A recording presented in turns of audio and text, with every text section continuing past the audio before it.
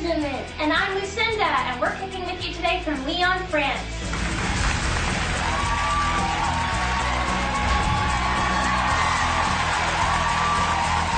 Okay, guys, we're back in the middle of the world's largest cooking demo here.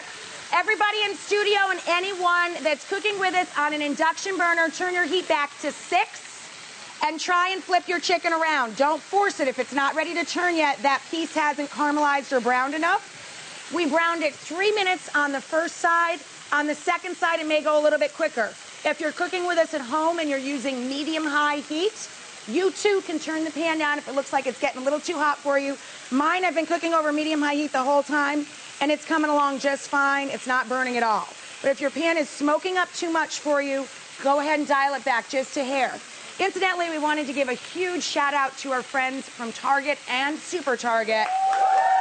We all know that Target, as I so affectionately love to call them, they have lots of great stuff and lots of fabulous clothes and little accessories, but many of the stores also have huge grocery stores right inside them, and they hooked us up today with all sorts of equipment and the food. So huge, big shout out to Target.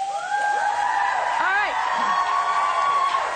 Now, while this chicken is browning up on side 2, we're going to do a couple of Q&As. We're going to go first to Clara in Nashville on Skype.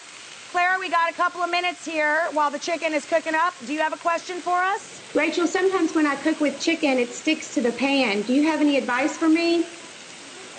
If the chicken is sticking to the pan, it's because the pan is not hot enough or you haven't allowed it to brown. So don't force the chicken, let it get really brown, and as it starts to naturally pull away, that's when it's ready to turn. Don't pull at it too much, don't force it, and make sure the pan's very hot before you add the chicken to it. And I always pat any meat or protein that I'm working, I always pat it dry. Nice dry meat before it goes into the hot oil that you're cooking with, okay? All right, let's do... Okay, great. Thank you. Sure, no problem. Wes, do you have a question for us from out in L.A.? I got a wonderful question here from Corey. Fire away, Corey. Hi, Corey. Hi, Rach. I was just wondering, I saw some shallots here on the tray, and I was wondering why we're using those and what the benefit is instead of using regular onions. You can certainly switch it up. I was trying to think about a size that was appropriate to the dish. And sometimes for people, it'll give too much of a strong onion flavor if we used a big onion in relationship to the rest of the ingredients. We have 2 carrots we're going to put into our honey mustard chicken, 1 parsnip, and a large shallot. I was just trying to make sure there were no leftover bits and pieces. You might end up with too much onion and not enough of the other veg. So it was really just a preference of size in that case. But you could certainly substitute that. You could use a mild cooking onion instead of the shallot, no problem. How about here in studio? Anybody has a question here in New York? Hey. Hi, how are you? Hi, I'm good. I've never really cooked with parsnips before. Can you use a different root vegetable? Sure, you could peel up and use pretty much any root vegetable out there, celery root or turnips. I like the parsnip because they're very easy to peel up and deal with. And if you've never cooked with them before, a friend of mine describes them really nicely as a carrot with an attitude. They're a little bit spicy, and they balance out the sweetness of the carrots. And so it's just a nice, easy root vegetable, but certainly.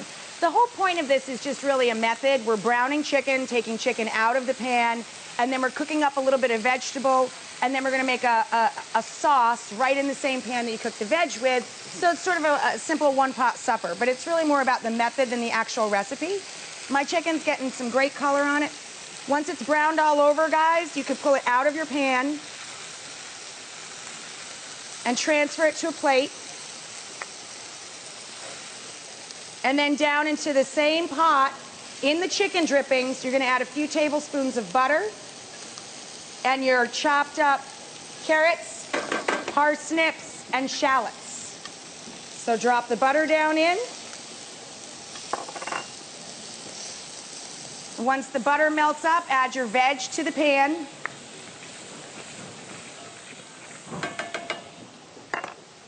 That's your parsnip and carrots. And add your shallots. Then you got to season it up with salt and pepper. Stir to combine. And then we're going to trap the heat in the pan and let the vegetables wilt down and start to give off their juices. Put a lid on it and let them cook out for a couple of minutes. We're going to take a quick break. more of this meal when we come back.